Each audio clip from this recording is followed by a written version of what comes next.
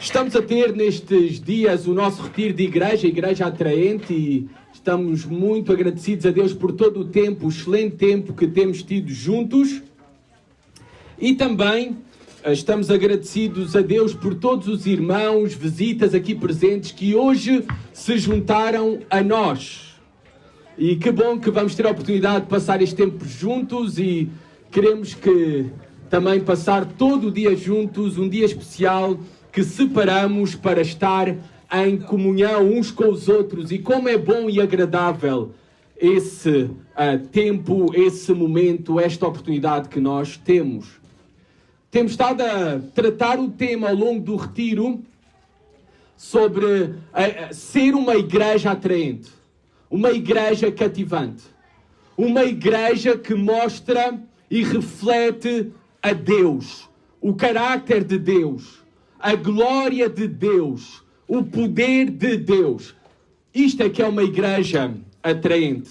E entendendo aquilo que é uma igreja, nós temos já a falar nestes últimos 2 dias sobre alguns temas específicos sobre o que é uma igreja. Primeiramente começámos por falar que a igreja é uma comunidade. E todos os nossos temas abordam a igreja como uma comunidade. Agora é importante definir as palavras para nós entendermos com maior profundidade o que elas transmitem. Quando nós falamos de comunidades, eu usarei o termo comunidade, que é um termo amplo e com diversos significados. Eu usarei o termo comunidade para denominar, descrever uma forma de uma associação muito íntima. Um grupo altamente integrado em que os membros se encontram ligados uns aos outros por laços. E falando da igreja, não por laços naturais, não por laços de sangue, até pode ser, e existe o caso também, mas sobretudo por laços no Evangelho, laços divinos, laços espirituais. A igreja é uma comunidade neste sentido. Nós falamos que a igreja é uma comunidade dada por Deus, porque ela não é uma invenção dos homens, ela é uma criação de Deus. Deus é que salvou, Deus é que escolheu um povo, salvou esse povo e reuniu esse povo de entre todas as nações, línguas, etnias, povos, culturas. Deus reuniu um só povo, um único povo de todos os povos, fazendo a paz com ele e uns com os outros. Isto é a igreja. Esta comunidade dada por Deus. Falámos também sobre como devemos nesta comunidade, apesar de ser uma obra sobrenatural e natural de Deus, é Ele quem cria a igreja, é Ele quem salva a igreja, é Ele quem une e reúne o seu povo. Apesar de tudo isto, implica esforço. Estarmos juntos, sermos saudáveis nos nossos relacionamentos, na nossa comunidade. E por isso é que nós também no dia de ontem falámos, através do irmão Mauro, na primeira noite, a comunidade dada por Deus pelo Rui Pedro, depois o Mauro de manhã falou para nós, nos lembrou a refletir da importância de nos esforçarmos em relacionamentos intimamente espirituais e intencionalmente espirituais entre nós. É necessário para sermos uma igreja saudável. E exige esforço, exige sacrifício, exige uma decisão. Depois falámos ontem à tarde em que esta comunidade ela não está fechada. E que também esta comunidade tem uma missão e através do irmão Daniel nós aprendemos de maneira muito prática como evangelizar em comunidade. E o evangelismo de uma igreja não é por métodos, não é por programas, é por uma pessoa, Jesus Cristo. E apresentar esta pessoa através da nossa mensagem e através das nossas vidas. O poder de Cristo transformando as nossas almas, nos unindo, nos reunindo de todos os povos, culturas, num só povo. E nós agora refletimos o poder, a sabedoria e o amor de Deus através de nós. E hoje eu quero terminar este tempo de estudo, de reflexão da palavra, do que é a igreja, também falando que a igreja é uma comunidade. E vamos debruçar-nos ainda com maior profundidade que a igreja é uma comunidade ampla, diversificada. A igreja é uma comunidade naturalmente diversificada, porque eu falei que a igreja é uma obra de Deus e Deus não faz acepção de pessoas. E Deus decidiu salvar todos os povos, todo o mundo, todas as etnias. Esta é a palavra mundo, etnos. Deus decidiu salvar todos os povos. Deus não faz exceção de pessoas. E a igreja é, por isso, uma comunidade naturalmente diversa. E também a igreja, nós falamos muito sobre unidade da igreja, mas, na verdade, a unidade na igreja é uma obra também natural. Acontece com naturalidade a verdadeira unidade de uma igreja. Porque essa igreja é constituída por um grupo de homens e mulheres de todas as idades, povos diversos, línguas diversas, mas que foram transformados, nasceram de novo por meio da obra de Jesus Cristo. E o amor de Cristo está nos seus corações, e esse amor que reina nos seus corações agora transborda uns para com os outros. E naturalmente uma igreja verdadeira é uma igreja unida. É uma igreja unida porque é uma obra sobrenatural de Deus. Porque tudo isto, a unidade da igreja, a diversidade da igreja, é conquistada pelo poder do Evangelho, da mensagem que nós pregamos. Não pelas nossas afinidades, não porque somos bonitos. Muitos de vocês, se não todos, são lindos e preciosos. Podiam estar em capas de revistas.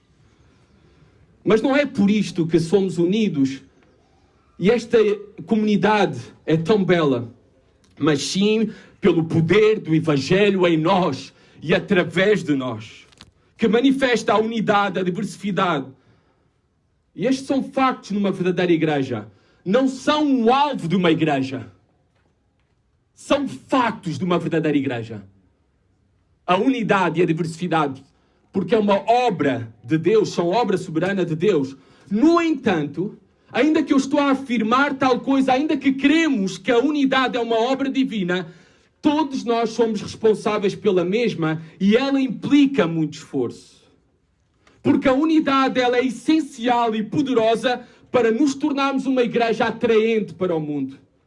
Já o nosso Senhor Jesus Cristo dizia que conhecerão que sois meus discípulos se vos amardes uns aos outros. O vínculo visível da nossa unidade exibe o poder do Evangelho visível. Esta é uma frase de um livro, o livro Comunidade Cativante, escrito por Mark Dever e o pastor Jamie Dunlop. O vínculo visível da nossa unidade exibe o poder de um Evangelho invisível. O que faz da unidade da igreja algo extraordinário é que ela existe na diversidade. Diversidade. A qual é algo natural, mas, no entanto, nós devemos de a buscar. E é sobre isto que eu quero que possamos refletir. Nós devemos buscar intencionalmente ser uma comunidade mais diversa, mais ampla. Agora, apesar que teremos todos nós esta reflexão, a diversidade, esta comunidade ampla de uma igreja é por si mesma pouco importante. Por si mesma, só o facto de nós sermos diferentes, de etnias diferentes, culturas diferentes, línguas diferentes, por si mesmo é pouco importante isso. No fundo, é mais importante aquilo que a diversidade demonstra, que é uma realidade mais profunda da unidade evangélica, da unidade pelo poder do Evangelho. Nós estamos juntos não porque temos o mesmo partido político, nós estamos juntos, falando aqui para o povo brasileiro, não porque gostamos ou não gostamos de Bolsonaro, nós estamos juntos não porque somos da mesma equipa de futebol, nós estamos juntos não porque até falamos a mesma língua, porque temos aqui casos de pessoas entre nós que nem português ainda falam. Nós estamos juntos por Jesus Cristo. E por isso a nossa diversidade ela é importante, porque ela reflete uma unidade evangélica, não por coisas naturais, porque na verdade só temos muitas razões para estarmos separados. Temos muitas razões para estarmos separados, mas temos uma razão para estarmos unidos, e aquilo que nos faz ficar unidos é o Evangelho. Então, por que falamos então sobre a importância da diversidade da igreja? Se é algo que apenas acontece por obra sobrenatural de Deus? Sim, é algo que acontece por obra sobrenatural de Deus, mas atenção, quando não compreendemos o propósito e o caráter da diversidade da igreja local, iremos agir contra ela. Nós iremos construir uma igreja em base à semelhança e não em base ao Evangelho.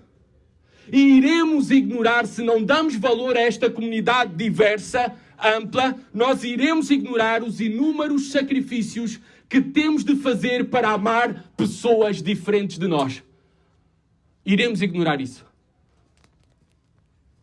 O propósito de Deus na diversidade, por favor, abram as vossas Bíblias em Efésios 1. Então temos os Evangelhos, Mateus, Marcos, Lucas, João, temos Atos, temos Romanos, temos 1 e 2 Coríntios, temos Gálatas e depois temos Efésios. Efésios 1, e vamos ler a palavra de Deus do versículo 8 ao 11.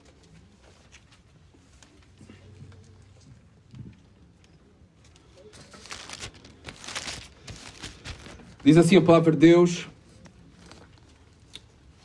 sobre a igreja: a que Deus derramou abundantemente sobre nós em toda a sabedoria e prudência, desvendando-nos o mistério da sua vontade, segundo o seu beneplácito que propusera em Cristo, segundo a sua boa vontade que teve em Jesus Cristo, de fazer convergir, reunir, reconciliar nele, na dispensação da plenitude dos tempos, todas as coisas, tanto as do céu como as da terra. Nele, digo, no qual fomos também feitos herança, em Cristo, feitos herança, predestinados segundo o propósito daquele que faz todas as coisas conforme o conselho da sua vontade. Deus tem um maravilhoso propósito para a igreja. É refletir esta sabedoria de Deus, a obra divina, o poder de Deus, que manifesta a sabedoria de Deus para toda a criação.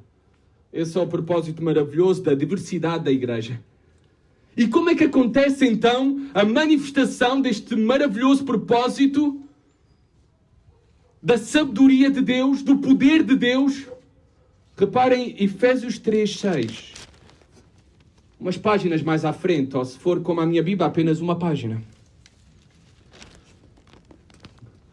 Repare o versículo 6 do capítulo 3. A saber que os gentios são co-herdeiros, membros do mesmo corpo e coparticipantes da promessa em Cristo Jesus por meio do Evangelho. Como é que Deus reflete aqui na terra o seu poder e a sua sabedoria? Por meio de fazer a união entre judeus e gentios, todas as demais nações, e de todos os povos, fazer um só povo. A união entre judeus e gentios. Amados, o que Deus fez foi incrível. A igreja é uma obra incrível. Durante centenas e centenas de anos, Ele tinha prometido de todos os povos fazer um só povo. A união entre os judeus e os gentios por meio de Jesus Cristo. E Deus cumpriu e cumpre a sua promessa em Jesus Cristo. Por meio de Jesus Cristo em nós. Os descendentes de Abraão não são apenas aqueles que têm o sangue de Abraão, mas agora aqueles que compartilham da mesma fé de Abraão. O povo de Deus não é o povo de Israel. O povo de Deus é aquele que tem a mesma fé em Jesus Cristo, que foi unido num só povo, a igreja. Judeus e gentios, todas as nações, de todos os povos, se tornaram num só povo, numa só grande família. Isto é algo incrível. É melhor entendido até pelos leitores originais do primeiro século em que foi escrito o Novo Testamento. Porque havia uma grande inimizade entre judeus e gentios. Nós estamos um pouco afastados. Então não entendemos muito esta inimizade que existe até aos dias de hoje entre os gentios, aqueles que não são judeus, e os judeus. Amados, há uns anos atrás eu tive o privilégio de visitar Israel e senti esta mesma grande hostilidade dos judeus para com os gentios, para com aqueles que não são judeus. Senti na pele, em pelo menos 2 ocasiões, quando estive ali. Uma delas, por erro do nosso guia, nós cruzámos um bairro judeu ortodoxo, em que eles têm o hábito no Shabat, no sábado, que começa, para eles, os judeus, não veem o dia como 24 horas, começa com o nascer e pôr do sol, um dia. Então o Shabat começa na sexta-feira ao pôr do sol. E nós esquecemos por completo o nosso guia que viveu em Israel durante 12 anos, um erudito hebraísta, mas esqueceu-se por completo do Shabat. Tantos anos tinham passado que ele não ia a Israel. E entrou numa rua de judeus ortodoxos, no Shabat, com um carro, numa carrinha branca em que nós estávamos. Amados, todas as semanas há notícias de turistas pelo GPS ou isso que entram em ruas dessas e são apedrejados. Porque para eles, nós estamos a trabalhar, a ir na carrinha, o veículo está a fazer um esforço, está a fazer fogo, o combustível. E eles nem podem acender fogo no Shabat. E eles vieram a correr para a carrinha. Nós aos gritos na carrinha. Alguns já entregando orações ao Senhor de livramento. E eles a baterem na carrinha. E nós dizíamos, o nosso guia, pastor, dizia ao condutor, acelera, acelera, não para. Se paramos ali podemos morrer. Podemos ser agredidos até à morte. Acelera, acelera. Se cruzamos, saímos dali. As ruas estão fechadas. Tivemos que sair e retirar os pneus e as barreiras que estavam rapidamente. E eles lá atrás a correr. E nós conseguimos furar, e graças a Deus, um grande livramento. Mas eu aí entendi a inimizade que há entre judeus e gentios. E eles fazem isso com o temor pelo seu Deus e o mandamento de Deus. Mas há uma grande inimizade entre judeus e gentios, justificada neste caso porque nós estávamos a quebrar o mandamento do Senhor para eles. Mas noutra ocasião, eu não estava a quebrar o mandamento do Senhor. Sabem que o Muro das Lamentações é muito bonito, as fotos, todos vão lá, tiram fotos, os turistas e tudo. Também fui lá, obviamente. Eu sentia no rosto deles o ódio por eu estar ali. Como olhavam para mim com ódio por eu estar ali naquele lugar sagrado para eles, quando para muitos deles eu sou apenas combustível do inferno. E a salvação é só para judeus. Para o povo de Deus. Não para gentios. E eu via eles são obrigados, porque têm um exército ali. Eles são obrigados a aceitar os turistas. Não tem outra. Mas os judeus ortodoxos, vias na cara o desprezo, o ódio por tu estares ali. No Muro das Lamentações. Esta é a inimizade entre judeus e gentios. E agora vocês entendem um pouco mais aquilo que é a obra incrível de Deus de reunir judeus e gentios num só povo de todas as nações. Uma obra incrível. Nós fomos reconciliados por meio de Jesus Cristo. Não somente com Deus, nós somos reconciliados uns com os outros, amados irmãos. Vocês pensem no poder do Evangelho visível na igreja na África do Sul, no tempo do Apartheid. Quando havia segregação entre etnias, entre a cor da pele. E na igreja, maravilhoso, estavam todos ali reunidos para adorar ao Senhor. Que testemunho poderoso no meio do Apartheid. Da obra incrível de Deus. Do Evangelho. A unidade na diversidade.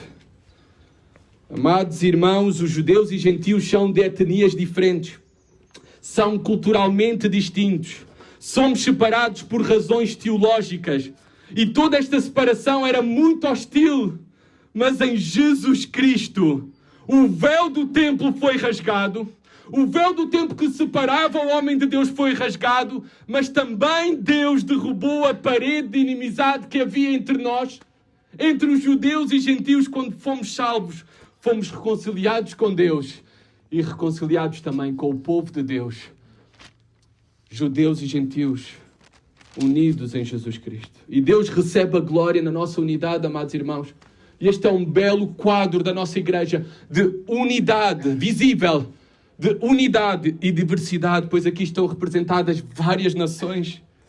Eu creio que mais de 9 nações, só olhando rapidamente e pensando em vocês, na nossa igreja.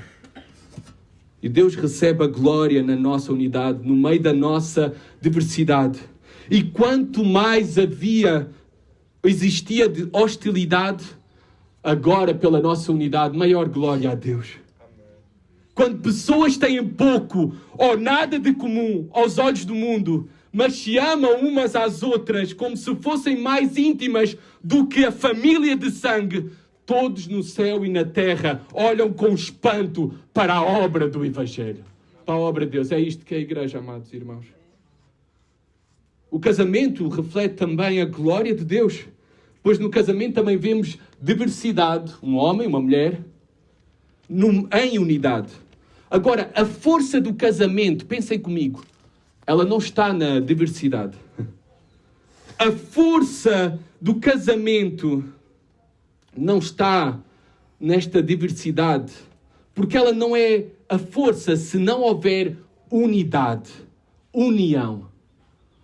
É a união que faz a força do casamento, amados irmãos.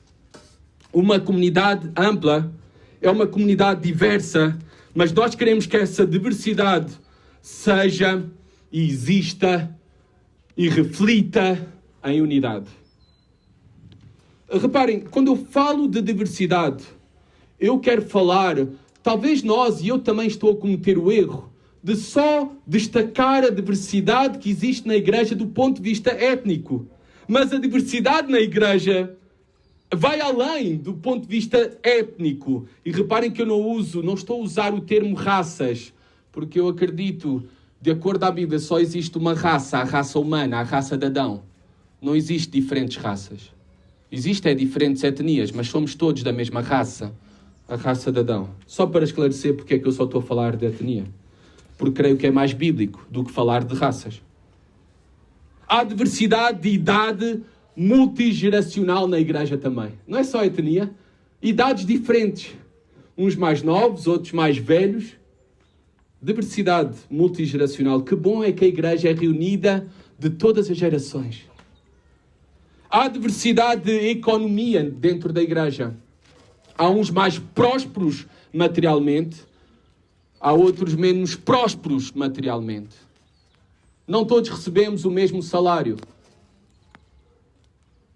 Há esta diversidade também de contexto económico. Há diversidade também de políticas dentro da igreja. E eu sei que hoje é um tema que toca muito aos nossos amados irmãos brasileiros. Ontem estivemos a orar por esta nação e este povo maravilhoso que é o Brasil. Muitos cristãos têm ponto de vista divergentes sobre política governamental, mas devemos, amados irmãos, encontrar unidade na realidade mais suprema, não no reino dos homens, no reino de Deus. Só temos o Messias, o mesmo para nós, Jesus Cristo. Há diversidade de habilidade social, de personalidades diferentes, uns mais extrovertidos, outros mais introvertidos, mais tímidos. Há diversidade do contexto familiar também. Há uns que são casados, outros que são solteiros, outros são divorciados, outros que são viúvos. A igreja é constituída por esta diversidade. Vivemos num mundo, amados irmãos, cada vez mais impessoal e frio. Mas nós devemos ser diferentes na comunhão no Espírito. Nós devemos ser completamente diferentes. Não devemos ser impessoais nem frios uns para com os outros. Há diversidade também de contexto cultural. Especialmente falo daqueles que já nasceram na igreja. Não foi o meu caso, eu não nasci na igreja. A minha família não é cristã. Mas especialmente aqueles que já nasceram numa igreja têm grandes expectativas a respeito de como uma igreja deve parecer. E no contexto urbano, nós encontramos igrejas constituídas como a nossa igreja, a Igreja Batista da Ramada, constituída de cristãos de diversas tradições protestantes, de diversas culturas. Temos os cristãos mais, digamos, tradicionais e temos os cristãos mais pentecostais, também no nosso meio. Temos tradições religiosas peculiares da América do Sul e de África no nosso meio, que chocam um pouco com as nossas tradições mais frias, europeias.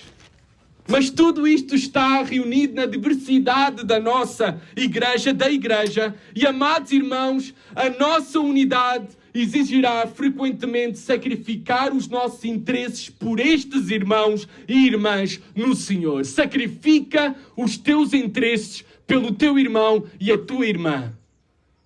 Sacrifica os teus gostos pessoais. Sacrifica as tuas opiniões pessoais.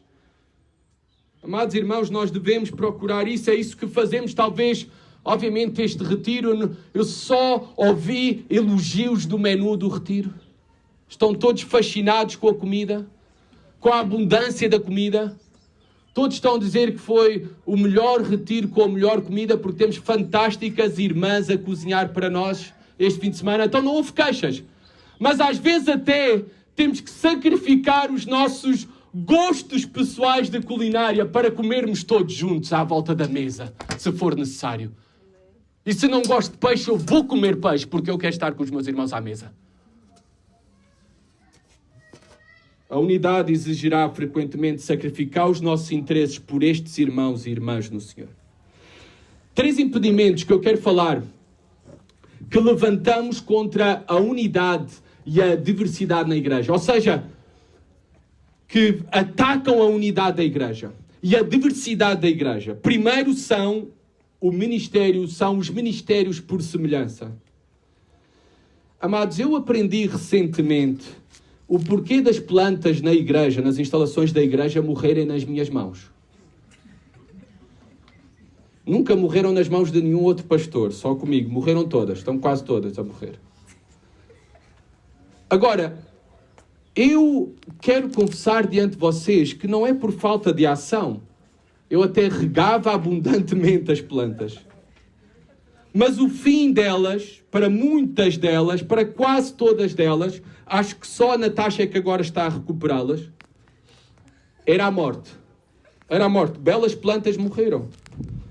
O Sr. Jorge falava muito sobre isso comigo, tá bom? Não vou dizer o que é que ele dizia. E eu descobri só recentemente o porquê disso. Porque quando nós regamos demasiadamente uma planta, nós retiramos o cálcio do solo. Então a planta fica desnutrida. Não tem do que se alimentar do solo quando regamos abundantemente. Então, reparem, amados irmãos, o meu problema não estava na falta de ação. O meu problema vinha mais na falta de confiança na planta. Esse era o meu problema. A minha falta de confiança na planta, que ela por si mesma consegue fortificar no forte sol de verão. Amados, o mesmo acontece quando cultivamos comunidade na igreja local. Paulo descreve a unidade e a diversidade não como um alvo a ser atingido, mas como uma realidade natural onde quer que o Evangelho esteja a agir. O problema, amados irmãos, é que muitas vezes nós não queremos que o Evangelho tem poder, o poder para unir tão ampla diversidade de cristãos. Esse é o problema. Nós não queremos que o Evangelho tenha esse poder. Por isso nós tomamos o caminho que parece mais fácil para que tenhamos comunidade. Ou seja, juntamos pessoas com base na semelhança. Então na igreja criamos grupos baseados em idades. Criamos grupos baseados no estado civil, solteiros, casados, divorciados, viúvos. Criamos grupos baseados no estilo musical. Criamos até grupos baseados na profissão e por aí fora. Fazer isto promove uma comunidade. Sim, promove uma comunidade. Mas dificilmente irá atrair a atenção do mundo, porque o laço dessa união, dessa comunidade, são apenas coisas naturais, que podemos facilmente encontrar também no mundo, e não o Evangelho.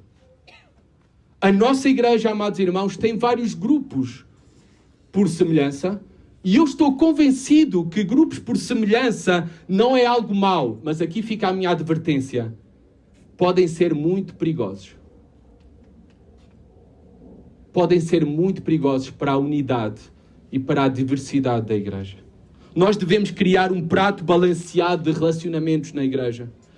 e ser gratos pelos mesmos e cultivar os mesmos, de relacionamentos entre todas as gerações, todos os povos, entre vários estados civis, toda a família reunida. A nossa comunidade não deve ser baseada em afinidade, senão estaríamos muito aquém do que uma igreja deve ser. Amados, há lugar para a afinidade, mas deve também haver lugar para estarmos juntos somente porque somos cristãos, sem nenhuma outra explicação. É este o poder do Evangelho. Outra ameaça para a unidade e diversidade é o consumismo. Nesta era, nós presumimos que tudo se obtém ou acontecerá sem sacrifício. Porque vivemos numa cultura de consumismo fácil. E também presumimos que a unidade e a diversidade da igreja se irá obter ou irá acontecer sem sacrifício da nossa parte. E por isso é que nós escolhemos o caminho muitas vezes mais fácil de construir uma igreja, de edificar uma comunidade, pela semelhança. Vocês já ouviram falar de igrejas que fazem o culto contemporâneo e o culto tradicional? Amados irmãos, não há nada mais perigoso do que isso e não há nada mais anti-igreja do que isso. Anti o poder do Evangelho, a mensagem do Evangelho. Porque estão a criar uma comunidade em grupo à afinidade de gostos pessoais, sem sacrifício dos seus membros. Reparem o que diz o famoso teólogo ainda vivo, Don Carson, americano. Ele diz o seguinte, reparem este testamento poderoso sobre a igreja. Idealmente, a vida da igreja não é constituída de amigos naturais, é constituída de inimigos naturais. O que nos mantém juntos não é a mesma educação, não é a mesma etnia, não é o salário em comum, não é a política em comum, não é a ascendência em comum, o mesmo sotaque, o trabalho em comum ou qualquer coisa desse tipo. De acordo com essa ótica, os membros de igreja são um bando de inimigos naturais que amam uns aos outros simplesmente por causa de Jesus Cristo. É muito fácil, amados irmãos, alegrar-nos por fazermos parte de uma igreja diversificada e até contar os mesmos aos nossos amigos. Mas nunca fazer nenhum esforço para amar alguém que é muito diferente de nós. São coisas totalmente diferentes. Amar alguém que é diferente de nós exige esforço, sacrifício. E, amados, eu quero terminar brevemente dando apenas dicas, conselhos práticos, porque eu queria que, e tem sido o nosso alvo ao longo do retiro, ensinar coisas práticas para tu e eu aplicarmos às nossas vidas e à vida da nossa igreja. Reparemos agora alguns conselhos práticos, que tipos de sacrifício é que podemos fazer que vai ajudar a fomentar a unidade na diversidade da nossa igreja. Primeiro, sacrificar o nosso conforto. Estarmos dispostos a sacrificar o nosso conforto. Devemos intencionalmente buscar irmos e associarmos a uma pessoa pelo qual não nos sentimos naturalmente atraídos. Amados irmãos, uma coisa simples nós fazemos é, depois do culto, procurem pelo menos metade das vezes, talvez, por exemplo, um domingo sim, um domingo não, procura aquelas pessoas com quem te sentirias menos à vontade na igreja e procura falar com elas. Procura saber como foi a semana. Procura pedir motivos de oração. Sacrifica o teu conforto. Procura essas pessoas pelas quais tu não te sentes naturalmente atraída, mas tu a amas por causa de Jesus Cristo. Outro conselho é sacrifiquemos as nossas preferências. Às vezes temos que sacrificar as canções que queremos que a igreja cante com mais frequência. Às vezes até temos, como eu citei há pouco, dei o exemplo, sacrificar o menu que comemos num evento de comunhão. Amados, sacrifiquemos as nossas preferências pelo amor. Pelo amor. Amados, eu queria comer churrasco hoje, é domingo. O meu voto não foi aprovado. Vamos comer bifanas à moda de vendas novas. Sacrifiquemos as nossas preferências pelo amor. Romanos 12, 10. Abram as vossas Bíblias, por favor.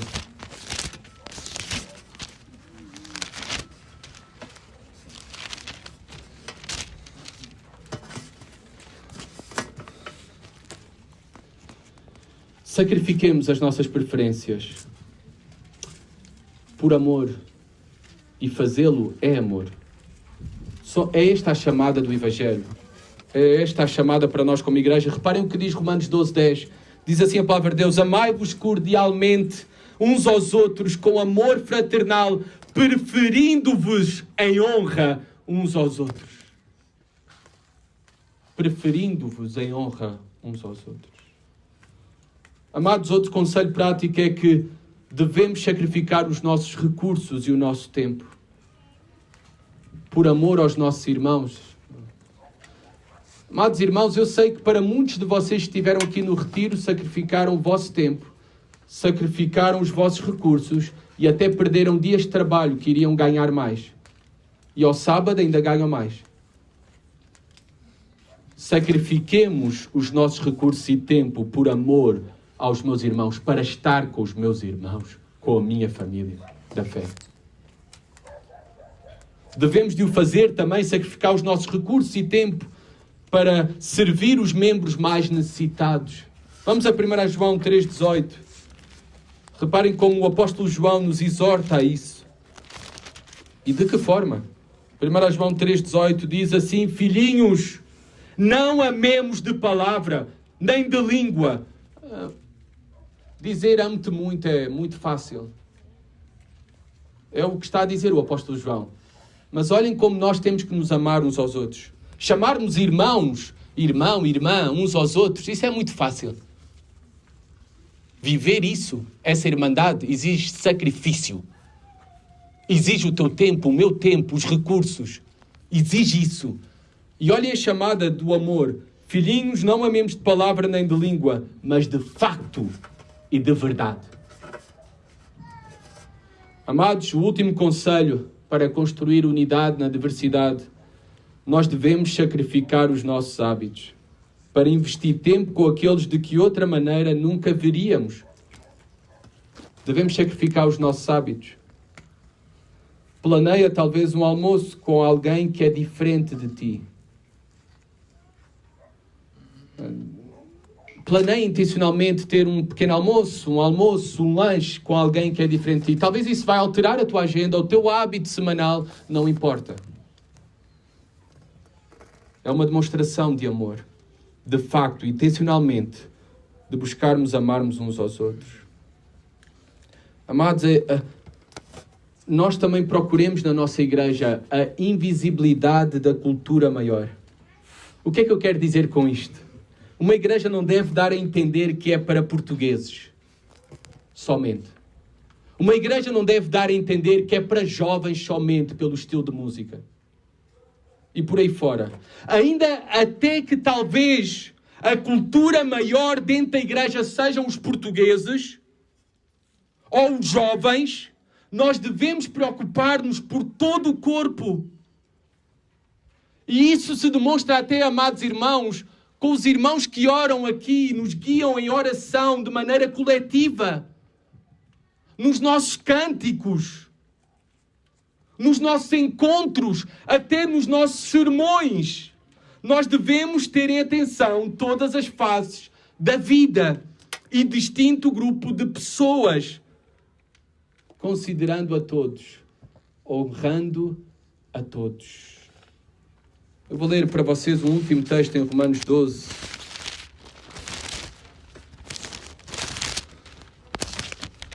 Versículo 10 e 11.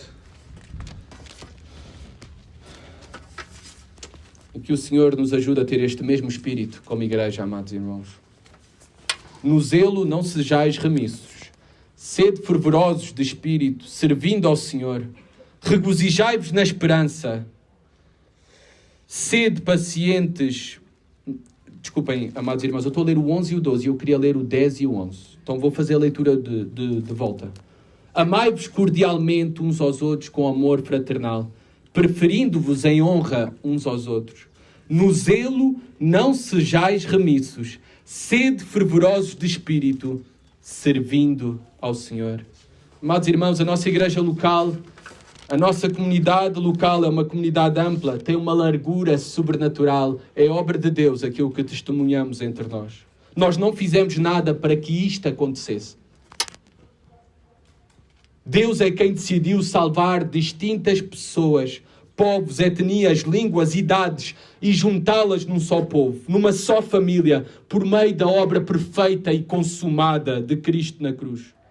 No entanto, amados irmãos, continuamos a ser chamados por Deus a um árduo trabalho para refletir diversidade em unidade, para preservarmos a unidade do Espírito no vínculo da paz, para sermos verdadeiramente uma igreja atraente neste mundo para os demais, para a glória de Deus.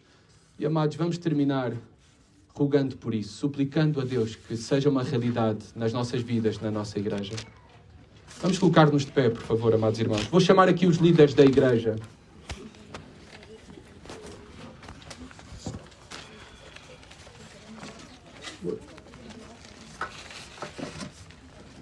Eu não sei como é que nós vamos fazer isto, mas vamos tentar fazer o melhor para terminar em oração. Vamos dar as mãos, nós os quatro, e agora também dar as mãos entre nós, tá bom? E vamos terminar em oração.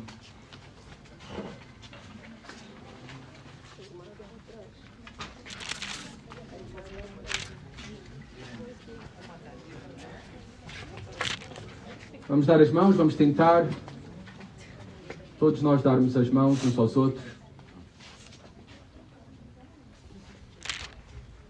Vamos orar para que Deus continue a sua obra sobrenatural, salvando muitos de todos os povos e reunindo num só povo, na nossa igreja também, multiplicando a nossa igreja, com diversidade. Sendo uma comunidade ampla, mas que essa amplitude, diversidade, possa existir em unidade. Em unidade. Que o Senhor nos ajude a ter esse espírito. Já resolveram o vosso problema aí de unidade aí, no meio? Ok. Ainda bem, agora já podemos orar. Vamos orar. Senhor, obrigado, Pai, pela grande obra que fizeste nas nossas vidas, pela tua graça e misericórdia, Senhor. Por meio de Cristo nos salvaste, nós que éramos teus inimigos, Senhor, mas também inimigos uns dos outros.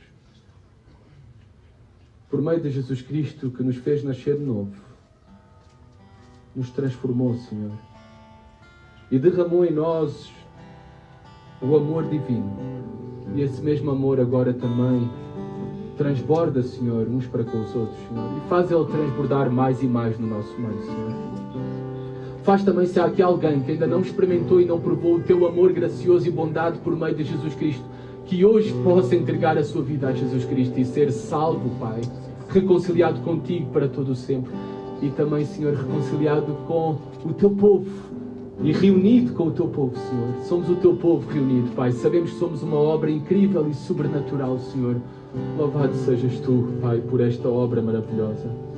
Senhor, ajuda-nos a ser uma igreja que possa ser uma comunidade cada vez mais ampla, mas, Senhor, na diversidade, refletir sempre unidade, Pai. Perseverar na unidade, na paz, Senhor.